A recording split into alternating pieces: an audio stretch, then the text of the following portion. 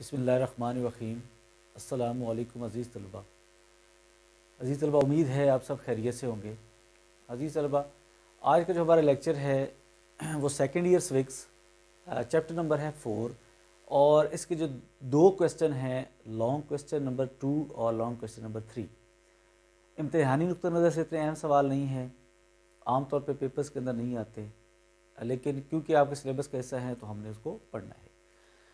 پہلا question number 2 ہے، اسلامی تناظر میں آزادی، انصاف، اصول معدلت اور اختیارات کے حصول کے لیے معاشرتی نظم و ضبط کے تقاضے بیان کیجیے۔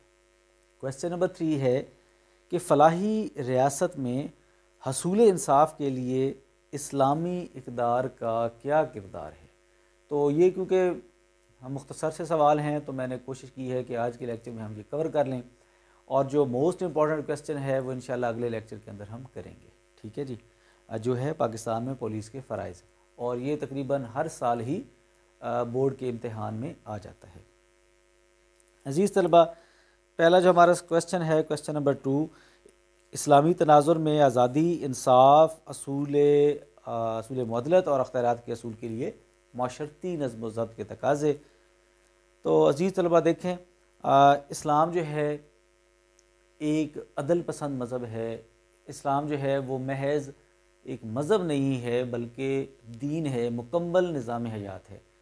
اسلام ہمیں ہر حوالے سے ہماری رہنمائی کرتا ہے، چاہے وہ معاشرتی معاملات ہوں، چاہے وہ سیاسی معاملات ہوں، چاہے وہ دیگر کوئی بھی معاملہ ہو، اسلام جو ہے ہماری اس حوالے سے رہنمائی کرتا ہے۔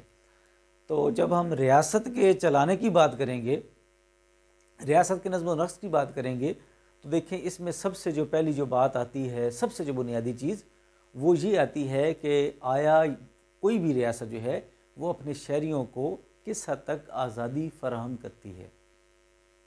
یہ آزادی جو ہے، یہ ان کی شخصی آزادی بھی ہو سکتی ہے، سیاسی، مذہبی، معاشی، معاشرتی، دیگر جتنی بھی آزادیاں ہیں وہ کس حد تک فراہم کرتی ہے۔ تو جب ہم اس کی بات کریں تو ہمیں یہ دکھائی دیتا ہے کہ ہمارا جو مذہب ہے، جو اسلام ہے، ہمارا نظام حیات جو ہے وہ کیا کرتا ہے جی، وہ اس حوالے سے شہریوں کی آزادیوں کی بھرپور حفاظت کرتا ہے، چاہے وہ شہری مسلمان ہوں، چاہے وہ شہری غیر مسلم ہوں، دونوں کی آزادیوں کو یقینی بناتا ہے۔ عزیز طلبہ، خلیفہ دوم حضرت عمر رضی اللہ تعالیٰ عنہ کا قول ہے، وہ انہوں نے کہا تھا کہ میں کسی شخص کو اس بات کا موقع نہ دوں گا کہ وہ کسی کی حق تلفی یا کسی سے زیادتی کرے، ٹھیک ہے جی۔ اسی طرح ایک جگہ پھر انہوں نے فرمایا، مجھے خلیفہ رہنے کا حق نہیں اگر میں لوگوں کے حقوق اور آزادیوں کی حفاظت نہ کر سکوں، ٹھیک ہے جی۔ اب دیکھیں شہریوں کی حفاظت کے حوالے سے کتنے اہم فرامین، اہم باتیں ان کی گئی ہیں۔ اچھا جی، اسی طرح کیا ہوتا ہے جی معذرت جی، حضرت عمر رضی اللہ تعالیٰ عنہ نے چن کے بڑے زیرک، انتہائی جو فراست والے جو صحابہ تھے یا ان کے احباب تھے، ان کو بہت سارے اہم علاقوں کی ذمہ داریاں سونپی، ان کو وہاں پہ گورنر بنایا، اور جب بھی گورنر بنا کے بھیجتے تو ان کے پاس جو جائیداد، جو مال، سب کچھ ہوتا اس کو لکھ لیا کرتے، اور جب وہ آدمی اس کو عہدے سے ہٹایا جاتا یا ہٹتا تو پھر بھی اس کی جائیداد دیکھی جاتی، تاکہ یہ پتہ چلے کہ آیا اس نے کوئی ناجائز دولت تو نہیں کمائی، جو تنخواہ اس کی مقرر تھی، آیا یہ جو اس نے وسائل بنا لیے ہیں یہ اس تنخواہ کے مطابقت اس سے رکھتے ہیں یا نہیں رکھتے، ٹھیک ہے جی۔ احتساب کا بڑا بہترین نظام تھا، اور یہ جو بھی گورنر ہوتے تھے ان کو کوئی بھی دربان بٹھانے کی اجازت بھی نہیں تھی، اور اچھی نسل کے گھوڑے پہ سواری کی بھی اجازت ان کو نہیں ہوا کرتی تھی، تاکہ وہ جو علاقے کے ذمہ داران تھے، گورنر تھے صوبوں کے، ان کو یہ احساس ہو کہ ہم عام شہری ہیں اور عام شہریوں کی ہم خدمت کے لیے آئے ہیں، نہ کہ ہم حکمران بنا کے بھیجے گئے ہیں۔ عزیز طلبہ، دوسری اس میں ہیڈنگ ہے عدل و انصاف کا اصول، جسٹس، ٹھیک ہے جی۔ اب دیکھیں نا جی، عدل و انصاف معاشرے میں نہ ہو تو معاشرے میں کبھی بھی امن برقرار نہیں رہ سکتا۔ جس معاشرے سے انصاف اٹھ جائے اس معاشرے کے اندر بگاڑ پیدا ہونا 100% یقینی ہو جاتا ہے، بگاڑ پیدا ہو کے رہتا ہے۔ معذرت جی۔ عزیز طلبہ، اسلام جو ہے وہ فوری انصاف پہ یقین رکھتا ہے. اور جیسے وہ ہم ایک پنجابی محاورہ ہم بیان کرتے ہیں نا کہ جھٹ منگنی پٹ بیا، تو اسلام جو ہے اگر اس تناظر میں دیکھا جائے تو وہ یہ صادق آتی ہے اسلامی نظام پہ کہ معاملہ جب ہو، کوئی بھی مسئلہ درپیش ہو تو شہریوں کو فوری انصاف ملے. دیکھیں فوری انصاف ہوگا تو پھر کیا ہوگا، پھر جو مجرم ہیں وہ ڈر جائیں گے، ان کے دلوں میں خوف پیدا ہوگا کہ ہم نے یہ جرم نہیں کرنے، ہم نے آئندہ آنے والے وقت میں کوئی ایسا جرم نہیں کرنا. دیکھیں فوری سزا ہمیں مل جاتی ہے. اس کے بعد عزیز طلبہ اگر آپ دیکھیں گے تو اب دیکھیں اسی حوالے سے اگر ہم دیکھیں تو اسلامی نظام حکومت جو ہے اس کے اندر یہی وجہ تھی کہ خلفائے وقت جو تھے وہ بھی عدالتوں میں پیش ہوئے. کس وجہ سے؟ صرف اس بنیاد پہ کیونکہ انصاف کے تقاضے پورے کرنا ضروری تھے. دیکھیں حضرت عمر رضی اللہ تعالیٰ عنہ پیش ہوتے ہیں عدالتوں میں، حضرت علی رضی اللہ تعالیٰ عنہ عدالت میں خود پیش ہوتے ہیں بطور ایک فریق کے، کبھی گواہ کے طور پہ پیش ہو رہے ہیں، کبھی بطور فریق کے پیش ہو رہے ہیں. تو اس کے سب چیز کا بنیادی مقصد یہی تھا کہ معاشرے کے اندر انصاف کو یقینی بنایا جا سکے، انصاف کے تقاضے پورے کیے جا سکیں. عزیز طلبہ اگلی ہیڈنگ ہے اصول معدلت یا ایکویٹی. اب دیکھیں قاضی کے پاس کوئی ایسا بعض اوقات معاملہ آ جاتا ہے جس حوالے سے قرآن و سنت سے کوئی رہنمائی نہیں ملتی، خلفائے راشدین کے جو قول ہیں یا جو دور ہے اس سے کوئی رہنمائی نہیں ملتی. تو قاضی کیا کرے گا، جج کیا کرے گا، وہ اسلامی تعلیمات کو، اسلامی اصول و ضوابط اور شریعت کو مد نظر رکھتے ہوئے اپنی عقل و دانش سے جو فیصلہ صادر کرے گا وہ کیا کہلائے گا، وہ ایکویٹی اصول معدلت کہلائے گا، یعنی کہ عدالت کا کیا ہوا انصاف. اور اس چیز کو ہم ایک اور نام بھی دیتے ہیں جو آپ کی کتاب میں درج ہے، پیج نمبر ہے آپ کی کتاب کا 87، اس کو اجتہاد بھی کہتے ہیں کیونکہ قاضی کی انفرادی کوشش ہے انصاف کے تقاضے پورے کرنے کے لیے کیا، اس نے جو فیصلہ کیا ہے، اس لیے ہم اس کو اجتہاد بھی کہتے ہیں، اس کو اصول معدلت بھی کہتے ہیں.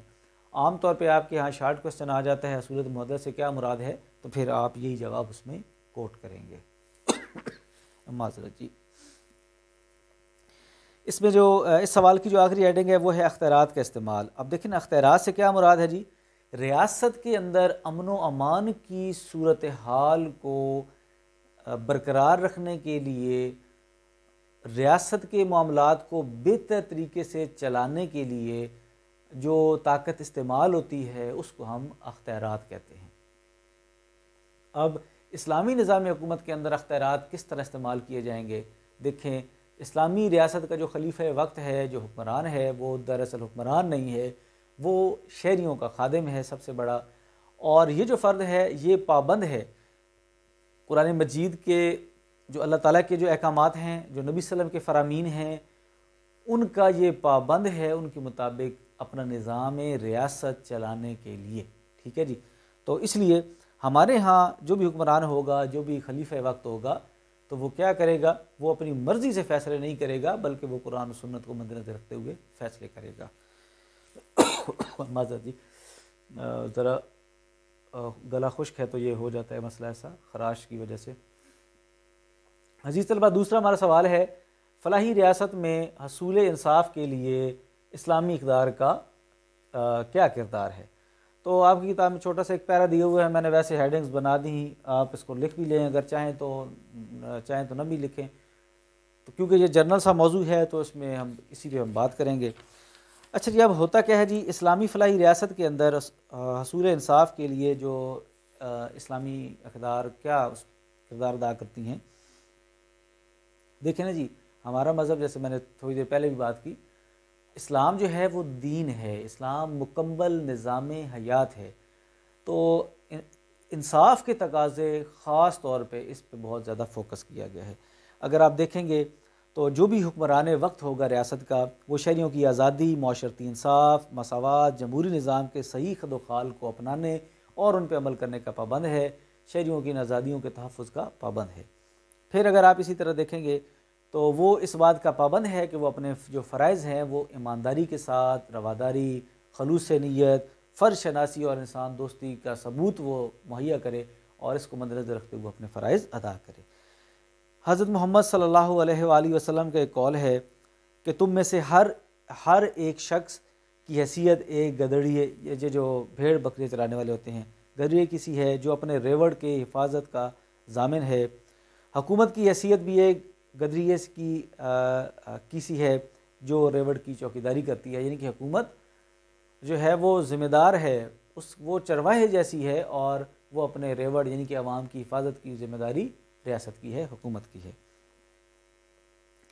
ایک اور جگہ پہ آپ صلی اللہ علیہ وسلم نے فرمایا حکومت اس کی سرپرست ہے جس کا کوئی سرپرست نہیں، ٹھیک ہے جی، جو بالکل لاوارث ہو ریاست کے اندر، جس کا کوئی جس کے سر پہ ہاتھ رکھنے والا نہ ہو، یتیم مسکین، اس کا وارث کون ہے؟ اس کی وارث، اس کی سرپرست، اس کی سربراہ ریاست خود ہے، یہ حکومت خود ہے۔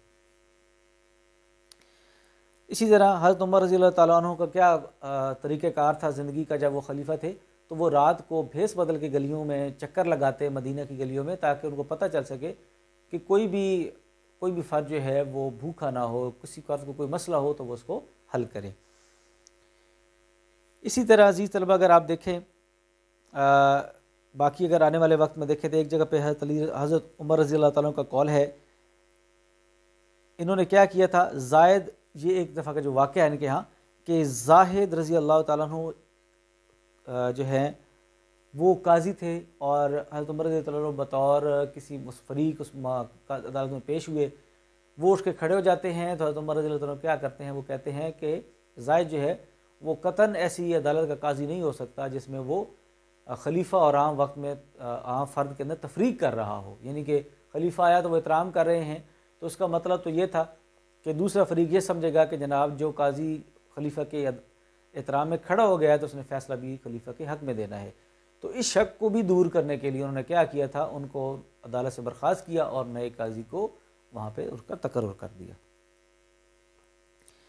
حضرت شاہ ولی اللہ رحمۃ اللہ علیہ جو ہیں یہ کیا کہتے ہیں جی؟ یہ فرماتے ہیں کہ عمدہ امن عمدہ نظام عدل کی بنا پر ممکن ہے، اور قیام عدل ہی ریاست کا سب سے بڑا فرض ہے۔ حضرت شاہ ولی اللہ رحمۃ اللہ علیہ کی نظر میں سب سے اہم فریضہ جو ریاست کا ہے وہ انصاف مہیا کرنا ہے۔ اب دیکھیں نا، انصاف ہوگا، چوری چکاری نہیں ہوگی، ڈکیتیاں نہیں ہوگی، ٹھیک ہے نا جی، انصاف ہوگا تو کوئی بھی ذخیرہ اندوزیاں نہیں کرے گا، اس طرح کے کوئی بھی معاملات نہیں ہوں گے۔ انصاف ہوگا تو دیکھیں ایک بندہ قتل کرتا ہے اور قاتل کو سزا مل جاتی ہے تو پھر دیکھیں کوئی قتل کی طرف نہیں جائے گا۔ اسی طرح دیگر جو جرائم کوئی بھی کرتا ہے اور ان کو بر وقت اور فوری سزا مل جاتی ہے تو پھر وہ فرد جو ہے وہ دوسری دفعہ یا اس کو دیکھ کے، سزا کو دیکھ کے دیگر افراد کوئی بھی جرم نہیں کریں گے۔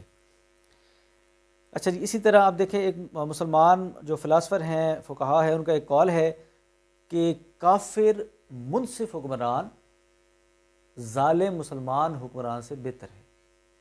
کیا کہنے کا مطلب ہے جی؟ کہ دیکھیں ایک جو ظالم ہو حکمران ہو، مسلمان حکمران ہو اور وہ عوام پہ ظلم کرتا ہو، اور دوسری طرف اگر ایک کافر حکمران ہو مسلمان ریاست پہ، اسلامی ریاست پہ، اور وہ شہریوں کے ساتھ انصاف کرتا ہو، عدل و انصاف سے پیش آتا ہو، تو وہ کافر حکمران بہتر ہے مسلمان ظالم حکمران سے، ٹھیک ہے جی۔ عزیز طلبہ انشاءاللہ معذرت جی، آنے والا جو لیکچر ہے ہمارا انشاءاللہ وہ بڑا اہم کوسچن ہوگا آپ کا، لانگ کوسچن، امتحانی نقطہ نظر سے پاکستان میں پولیس کے فرائض، وہ انشاءاللہ ہم اگلے لیکچر میں کور کریں گے۔ تب تک اپنا خیال رکھیں، چینل سبسکرائب نہیں کیا تو سبسکرائب کریں، لائک کریں، شیئر کریں ویڈیوز کو دوسرے طالب علم دوستوں تک، تاکہ جو بھی اس سے فائدہ اٹھانا چاہتے ہیں وہ فائدہ اٹھائیں۔ اور بنیادی مقصد بھی میرا یہی ہے یہ کام کرنے کا، تاکہ جتنے بھی طالب علم ہیں، وہ طالب علم خاص طور پہ جو گھروں میں بیٹھ کے پڑھتے ہیں، جو کالجز میں نہیں جا سکتے، وہ تھوڑا بہت مستفیض ہوں، لیکچر اس طرح کر کے سن کے، اور ان کو سوکس پڑھنے کے اندر، پولیٹیکل سائنس مطالعہ پاکستان پڑھنے کے اندر مدد مل سکے۔ آپ سب کا بہت شکریہ، اللہ حافظ۔